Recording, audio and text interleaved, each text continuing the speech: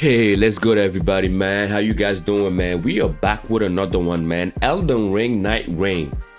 Yes, Elden Ring Nightreign dropping what, Friday? 2 days from now? Yes, this is the before you buy video, guys. So we're gonna react on this video. I usually like to check this video from game ranks just to know, just to give me a couple of ideas of how the game is gonna go.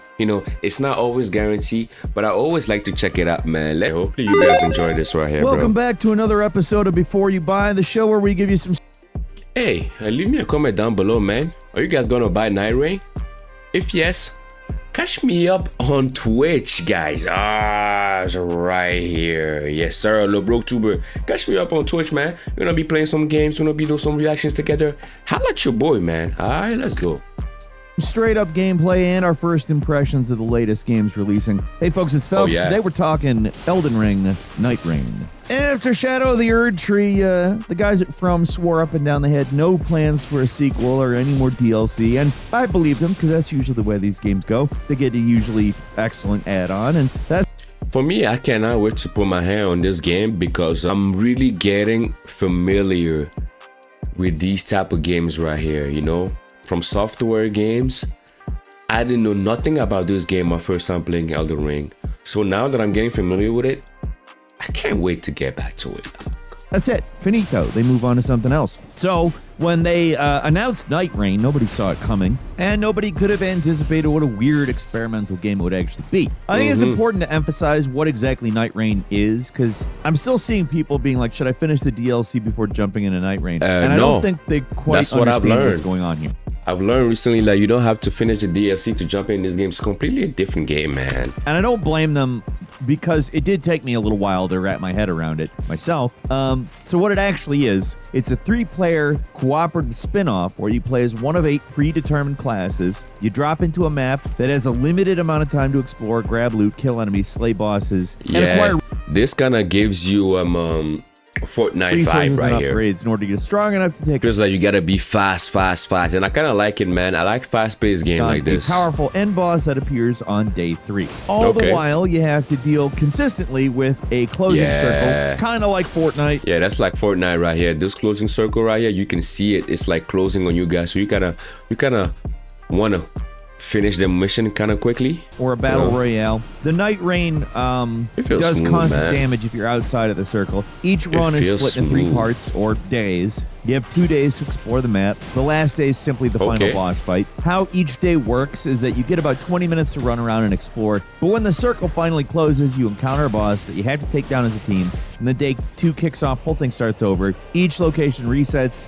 new roaming bosses start. Oh my god, look at this boss right here. You can play it solo, but it's pretty obvious the meat and potatoes is the 3-player co-op. It is a multiplayer game, first and foremost. It is not a follow-up to Elden Ring. It is a spin-off, and I think so. It's not a following up to Elden Ring, which means new gamers can actually start with this one. So you don't have to start with Elden Ring.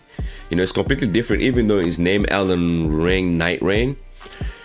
So new gamers can just literally jump to it, from what I'm hearing right now, right? Yeah, it's looking that's cool. Gonna make it pretty divisive. I know the premise probably sounds appealing to a lot of people. It's the #1 wish-listed thing on Steam right now. But I also know a lot of you are ready to get off this train just from just chopped off his head? And that shit's still moving? Look at that. So, bro, wow. In videos where we talk about Nightreign coming up, I've generally been pretty positive about it. It's something that I think looks very cool. It is From we're talking about also. Oh my god, look at this, bro. I feel like I'm gonna go with the Archer build. In the last decade or so. Oh my god. Guardian. But unfortunately, as it is Revenant now, Rider. Anyways, I think it's a mess. It's got a lot of really good ideas, and there's some really good highlights. It's not like a disaster or anything, and I'm not saying it's unsalvageable. It is far from that. But it's just got so many little problems, issues, and places where they didn't quite think everything through, and it doesn't just hang together properly. It doesn't mesh completely. It meshes. Is he gonna tell us what they didn't quite think through? Enough I mean, there's going to be people that love this, but to me, it needs to be worked on more from this point. Okay. So the thing with From is that their multiplayer offerings have always been kind of ropey, but that's worked just fine because the online stuff has always been a complement to the single player, not the focus. Well, here it's the focus, and it's still kind of ropey. There's problems. For one thing, the entire game is balanced around having Man, you can hear the music in the back. Feels like you're playing Elden Ring right there. So if one player drops out mid-match, you're screwed. It's theoretically possible you'll be able to beat the big boss at the end with just 2, but it's not. Bro, no. I don't feel like one player can beat a boss in this game, man. Feels like bosses are built to be fought by 3 people, you know? So that means their health bar is probably like very, very massive and chunky. So you as one player fighting a boss in this game, that's insane, bro. I will not do that to myself, guys. Hell no. Likely. Yeah, I better follow me on YouTube and Twitch, guys. We're gonna run up this game together. But the result of that means the 2 remaining players are stuck playing a dead game that punishes them for that guy quitting, and then there's 40 minutes of your life down the drain. The devs said they might add in 2-player support after the release, but I mean, whether that's successful is contingent on if the balance changes if a player drops out. Knowing how From has done things in the past, I'm a little skeptical of them doing that. It seems like the balance is set at game creation, and they don't generally adjust it. Like I said, solo is technically doable, and depending on your class, actually pretty possible, but the bosses are clearly balanced for multiple players. Exactly, man. You don't want to do this by yourself, dog. This is a 3-man job, man. 2 to 3-man job. Thing loves throwing tons of crap, like chaotic screen-filling magic attacks that are clearly designed for a group to deal with. When you're with a team, sometimes they're borderline unfair, but when you're by yourself, they're full stop unfair. I don't want to just complain about this game because there are positives, so I'm gonna stop right there and get to those positives. The core part is co-op, and it's fun. The baseline of just playing the game with other people it's plenty a good time. The classes are varied and interesting, and the new character-based skills are really powerful and really satisfying to use, and they recharge pretty quickly, so you can use this stuff a lot. Each Nightfarer brings something useful to the table, too. The Wilder's grappling hook it's beyond satisfying. Oof, it's very good. Nice, it's super useful for taking out weaker enemies or getting around quickly. It's great. Yeah, this moves straight up like Elden Ring, man. The Guardian's ultimate looks amazing. I'm wondering, like, are we gonna get new enemies? So, like, so far I haven't seen really like any new enemies, man. What I'm seeing so far is like old Elden Ring enemies in the game. So it's like they took Elden Ring and just like revamp it for an online purpose. It's a lifesaver when you need to revive down allies. The Duchess's rewind ability feels like oh man, do you have to kill the horse? Is that even necessary to kill the horse? In like a really fun way. It literally just rewinds the last damage an enemy took, basically doubling the damage output if you use it properly. It's so good. Hey, this sword remind me of a weapon in Bloodborne, bro. Hitting the enemy and the enemy catching fire at the same time. Definitely. And there's more crazy stuff. Other classes sword can do. I don't want to spoil. First, because it'd take too long, and second, because it's really fun to just find. The idea of playing a specific classes other than your own custom character might sound limiting, but to me, the 8 playable characters in Nightreign No, to be honest, I kind of like it like that, man. I'm thinking games are giving way more too much option right now, man. I know it's crazy. We want to have multiple options to do whatever we want in the game, you know, so we don't feel like we are in a box. But to be honest, man, too much option is not good too. Just keep it like that, man. Somebody like me, I don't want too much option, man. I just want enough options, and I think the 8 characters that they're giving, that's okay, man. You just do whatever you want to do with it, man. That's enough. Your boy is good with that. Cover a pretty broad range of archetypes, and it works. I never saw anybody play as the Recluse or the Raider, but that's not meant to knock. This is the enemy from Elden Ring right utility here. Or anything. It's just early days, and I haven't seen anybody really get into that. The boss fights are, of course, the real highlight here. Though I think it's fair to say there's a lot of reused stuff from Elden Ring. Like the majority of the fights are the same old stuff that everybody might be even a little tired. There you go. This is what I was asking from the base game. But when something new pops up, things get crazy interesting. How game progresses. Oh, I guess you sit on the ground until your boys come and revive you, huh? Works is you pick one of 8 potential Night Lords to go after. Some of these guys are locked at first, so they're not all available to start. And depending on which one you pick, that affects which bosses you can potentially face at the end of day 1 and 2. They usually cycle between 2 or so different options. See, the thing, this is how Elden Ring should have been, man. Like, this is how Elden Ring should have been. Elden Ring's a great game. Don't let me talk shit. I don't want to talk shit here. It's a great game. But I kind of like the fast pace. I like when things are moving fast in the game, right? When things are moving slow in the game, I feel like the game is holding me back, you know? I like things to move fast. That's why I fell in love with Sekiro. I fell in love with Lies of P gameplays. I fell in love with... Talking about Lies of P, man. Lies of P DLC coming up in the summer, man. We're going to be playing that game on YouTube, man, so stay tuned. Yes, I fell in love with Bloodborne too, man. Bloodborne, fast. The dashing ability is fast, and what I'm seeing from this game right now, it's looking like I'm gonna be able to move fast, and I'm enjoying this, man. You might find something basic from Elden Ring, like a Tibia Mariner, or it might be something interesting, like a returning boss from the back catalog, like the Centipede Demon from Dark Souls. You got Duke's Dear Freya from Dark Souls 2. Even the Nameless King from Dark Souls 3. It's ridiculous, but it's there. And they're not the only returning bosses. What makes these returning bosses so interesting is they took the original fights and adapted them to this multiplayer-focused game. So they got new moves, new abilities, and they generally gave them a glow up for this entry. Seeing these things return with a new coat of paint is one of the most satisfying things about Nightreign. The Night Lords themselves are another highlight. Look at this, bro. Like, just to be clear, they're great. Oh, wow. But let's start maybe going in the other direction a little bit. They're also one of the biggest flaws in the game. Look at this. The fights themselves, epic. They're practically all... Yo, this looked like a nice arena right here for a boss fight. Last bosses in their own right, and every single one is very difficult. It's like getting 8 Radons in one game. The challenge is extreme, but when you actually manage the best one of them, it is satisfying as hell. The problem is, what if you don't manage to beat them? Most of the time, you're not going to beat them. It's just that simple. They're the hardest fights in the game by far. You get one shot at them, and if you lose, that's 40 minutes down the drain. If you thought the boss runs in the old games are bad, they have 40 minutes down the drain. What do you mean, dog? Absolutely nothing on Nightreign. Every time you die, you spend a minimum of 40 minutes just to get one more shot at them. And what happens if you get stuck with a worthless item or one guy drops mid-match or just have bad luck and don't get any useful weapon drops or upgrades? What then? Like, I love Downwell. It's one of the best roguelike type games. I love it. But if you don't get good drops and you get to that last boss and you fail, you get really mad. So far, I've been seeing this archer build right here. I'm liking it, man. And that game is relatively easy compared to Nightreign. It's also pretty to be honest, I might go for this build doesn't rely on you understanding a lot of things. I only bring it up because that's kind of the reason that works. Honestly, you can blaze through. I'm tired of fighting.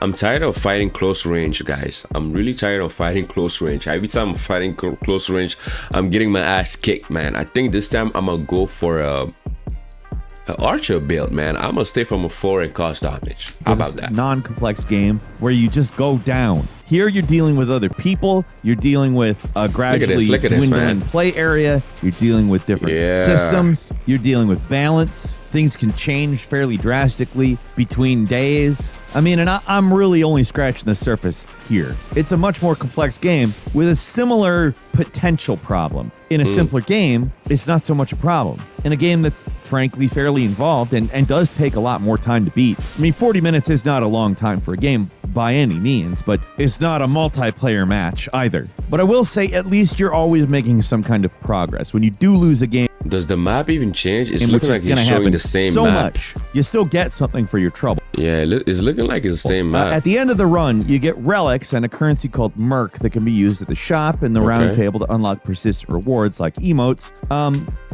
Relics work just like the runes from Bloodborne. They're randomized upgrades that you can equip on your Nightfarers to permanently make them more powerful. If you're lucky, some of these can be extremely effective and add powerful effects that make your character significantly better, but to be fair, a lot of these things are going to be next to worthless. Still, it is nice to have some kind of progression, and I appreciate that they kept it relatively simple. This is not a non-complex game, but compare it to Elden Ring proper, it's a lot simpler. More importantly, there aren't any microtransactions. You can only get Oh man, thank God, bro. Thank God. By playing the game, and they give you more than enough to unlock the stuff that you want. This is what games should be, man. Like your game to unlock stuff. You don't purchase to be first. Okay, you actually play to unlock stuff, man. You grind, and you know, just try to make the grind fun, bro. Shots fired to you, Ubisoft guys.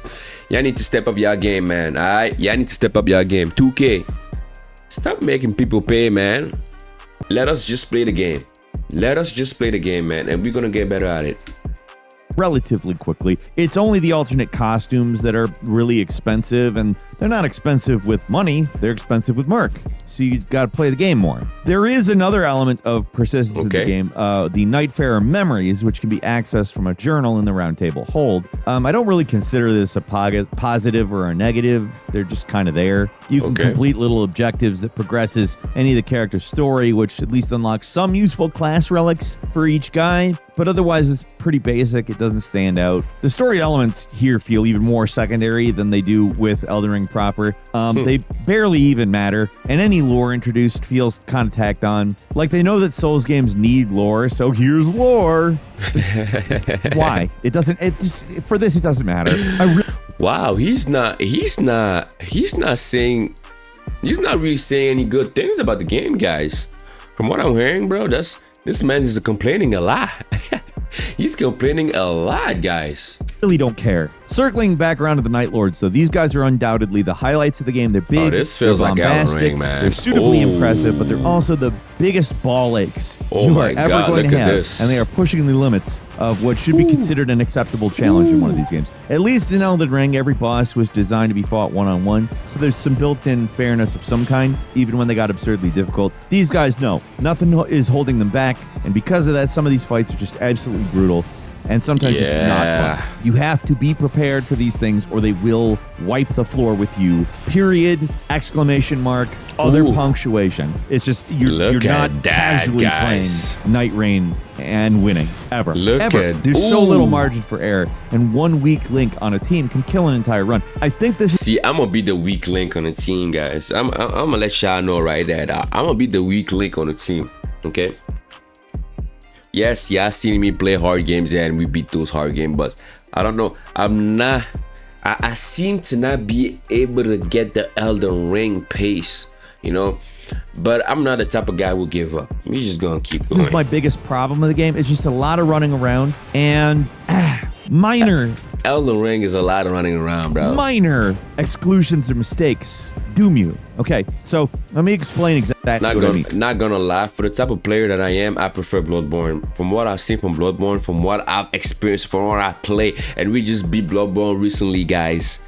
It's one of the best game I've ever played. One of the best game I've ever played, guys. One of the best game I've ever played. If you want to beat the Night Lord, you have to play efficiently. And how do you play efficiently in Nightreign? I play reckless. Well, you follow a very strict formula of beelining to the America shrines on the map and max out your charges on your sacred flask. See how the archer, man? I gotta be the archer, dog. The archer's looking nice, guys. Beelining to the America shrines on the map and max out your charges. Oh, this guy causing a lot of damage, though. Run straight to all the easiest bosses on the map to get all the powerful drops. Then you kill the boss of the castle and do any random events, and that's it. Rinse and repeat. You run past everything, go to whatever bosses are around, and that's how you play the game. And it just feels not quite purposeful. Like, what are we doing here? There's a giant castle to explore, but it's always the same, so everyone just beelines straight through the whole thing, avoiding all the enemies, because there's no reason to be fighting them. There's just not enough time to explore or really learn the map. It's always rush to the next boss. And is it about exploring, or is it about like killing everything and going to the boss? You know, that's like Fortnite, man. You cut it down in seconds, you collect your loot, and then you move on. There's not really any sense of wonder. Right, the mystery of the original game is gone, and it's replaced with rote map memorization. It feels kind of like speedrunning rather than actually playing the game, and some people are going to be into that. Like, I want to be clear. This isn't necessarily a negative for everyone, but there's just aspects of it that aren't right. Like, probably for the first few runs, it feels like it's going to be a really cool thing, but then after a few, it kind of, So a large reason for that, too, I might Bro, he running fast, dog. He definitely don't need torrents, bro. But just to chime in on that, man. Yeah, this really feels like Fortnite, man. This really feels like, you know, they drop you on the map, you do your thing, you kill the boss, and let's go to the next day. You know, I don't know how. What do you guys think about that, man? I've never been a Fortnite guy. I never really played that type of game, and it's kind of nice to not be holding a gun. Actually, this time you're gonna be holding a sword, and y'all really know I'm a sword guy. I love holding sword. I love this type of games right here. So I'm looking forward to it, man. You know, it's not gonna be much exploration from what I'm hearing, from what I'm seeing. I don't know if that's a good thing. I don't really like rushing through games. You know, I'm a slow pace player when it comes to that, even though I like the game to be moving fast. So we're gonna see, man. Let me know what you guys thinking about that, man. Ed, is that the map just barely ever changes. Other than the placement of a few key locations, the actual map layout is shockingly static. Look at it's that, always man. the same deep river man. with a You don't need castle in the middle. torrents. It's always the exact same layout with the lake at the lower part of the map. Sometimes a random event happens, it changes the shape of the map a bit, but it's static to such an extent that it's just too much. And I'll say it's because what this desperately needs, it's more map variety and some randomization. Right now, it's the starting area of Elden Ring stretched out into an entire game. There were so many memorable, visually interesting, and complex locations in the main game, and you see almost none of them here. Just a lot of generic castles and ruins. When something memorable does happen, like the shifting Earth events that happen right after being a Night Lord, it at least does something to change the map, but these are static too. They're always the same, and once you learn the game, you're always running them because the best What is that thing following him? Like... rewards are in these things, so that's how you get the most power. Yo, that's the archer build Weapons right and here, power-ups dog. gives you the best chance of beating the Night Lord. The game's challenge is a double-edged sword, where it makes the experience more interesting. Yes, I mean, there wouldn't be much to do if the Night Lords were easy, but at the same time, the only way to actually win is to play in these new bosses, most optimized manner possible. Man, I think, and honestly, in some ways, I've never encountered these bosses really like that, in but Elden there's Ring. something missing The from original it that base makes game. it kind of boring. I don't really know how to say it either. I like quick experiences. I talked about this in the Precinct BYB. I like dropping in and playing like 20 minutes, 40 minutes, and then that's it. That's something I like. So, in theory, this should be the kind of Elden Ring I can keep playing for a long time. But there's just something just not there. I was getting pretty sick of this, man. Wow, you gotta hit your boy to revive him, actually huh? finishing the game, to be honest. And I have to imagine there's a lot of other players that are going to feel the same way. I don't know how, as it is right now, it Sekiro retains shit. Look how player you interest jumping, bro. in the long term. On one hand, I do get it. You can't really have these maps be procedurally generated with how they work. You need to have them carefully designed to actually be fun to move through and, you know, be manageable to some extent. But they could have at least given us some different biomes or some radically different looking layouts with some different structures and boss fights to mix things up. I mean, maybe they could have put in another enemy type. That could have been cool if he can fly, bro. That would have been super cool. Imagine him just jumping from here and you can fly. Boss fights to mix things up. Yeah, I mean, that would have been nice. Maybe they could have put in another enemy type or something as a treat. I know From are kind of the masters of reusing assets at this point, but seriously, almost everything in this game is reused from Elden Ring. All the weapons, locations, bosses, enemies. It's all plugged directly from the original game. That's what I'm seeing, man. Minor modifications. And I don't want to say that's like the biggest detriment in the world, because I think in theory you probably could describe like a good version, like an excellent version of this game as that. It's just not there. And when it's not there, all of the reused stuff feels not great. You've seen it in a similar context. It's used in a similar way. It doesn't feel new. The only thing that really feels new is the Night Lords, and those are the things you see the least because you have to slog through 40 minutes of reruns to get to them. And that's what it feels like, reruns. I'm not saying that's inherently what reused assets and stuff are. It's not. Wow. To be frank, with a few minor tweaks, I think Like, this probably... The thing is, why they just didn't put anything like this in the original Elden Ring? Like, we got to a point where, like, why did they just do that? You know, I feel like it would be even more easier. You know, I don't know. Like, instead of making a different whole new game for that, they should have just made the game like that with a co-op ability, and just everybody can just join and play the game, run around. You know. And if you want to kill bosses together, you don't have to download a mod and put that on your PC in your game to be able to play, you know what I mean?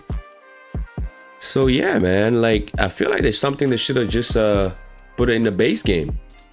Could be a pretty different game that does actually fix some of these problems. And sure, it's only $40, but even that feels a little bit high for how much you're actually getting here. And problems that plagued the original Elden Ring, they are still here. The stuttering, if anything, it's a little worse here. I played it on a PS5 Pro, and the frame rate dipping is like borderline absurd at times. There's no reason for Elden Ring proper to run like this on PS5 Pro, let alone a pared down experience. I guess when it's single player, PlayStation 5 Pro is supposed to be smooth, also, right? It's maybe a little easier to overlook the frame rate, but with multiplayer, this slowdown has to be gotten under control. It's unacceptably bad at times.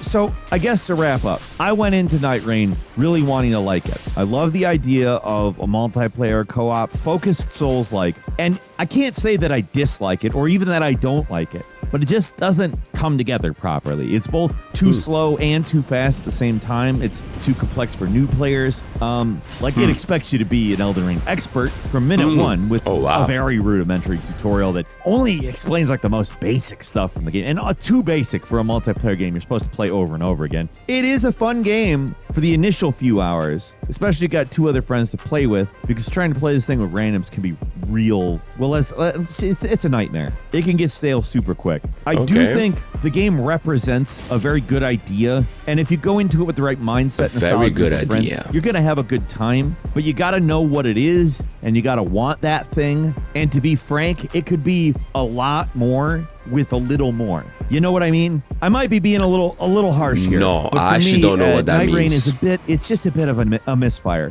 I'm not saying it can't get better. From very easily could take this into great territory relatively quickly. It doesn't need like a full rework or anything. And it does have its positives. I love the designs of the Night Lords. The returning bosses are a real nostalgia kick. But the interesting concept and the fun character powers, it's all held down by this very limited world and very repetitive gameplay, which it's built into the core concept. So it's going to be like that, but again, with a few modifications. We're talking about a really salvageable game that could be turned into something, honestly, I even think great. It just needs more work. They need to make the experience something that can vary from game to game, run to run, because it doesn't really. I mean, you could just give us a co-op mode in one of these damn games without any time limit. You know? That's what people want. But that's also, what I think if would I'm be completely easier. frank, I want them to make this into the good version of this, because there's so much good stuff here. There needs to be more of it. It needs to play out differently, run to run. That's it. That's kind of the main problems. And they're big enough problems that it's a hindrance for a $40 game. It's just a $40 game, but that's enough to hinder it. It's enough to feel like, what if this is $25? You know, $25? I think I'd be a lot more forgiving. That's not even a huge price. That's $15. But with what we're getting here, it's not worth it. Not to me. We'll see what From does with it. I hope that they're willing to stick with it and make it into what it should be, but we'll see. What do you think, though? Leave us a comment, let us know. If you like this video, click like. If you're not... Man. Are we just criticizing too much at this point, man?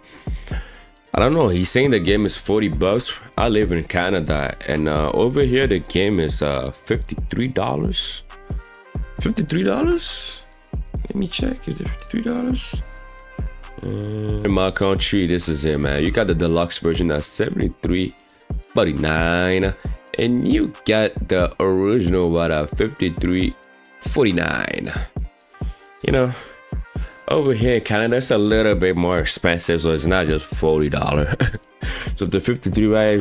Let's make it to $60 right here for this game right here. You know what I mean? $60 for this game right here. I don't know. I gotta play it to see if it's actually worth that price. You know what I mean? I know From Soft usually never disappoints, so I'm gonna keep it positive. I'm looking forward to play this game on Friday, Saturday. When it's gonna drop? Friday. When it drops, we're gonna be on here playing it. Whoever wants to join me and wants to play this game with me, please follow me right here, man, on YouTube and on Twitch, and we're gonna run this game. Please leave a comment down below and let me know, are you excited for this game? What do you think? Are you think you're gonna have a lot of fun on this game? Or you think you're gonna run with your boy? Please leave a comment down below, man, and let me know. LEBROKETUBER It's out of here, man. I'ma see you in the next live, man. Peace out, boy.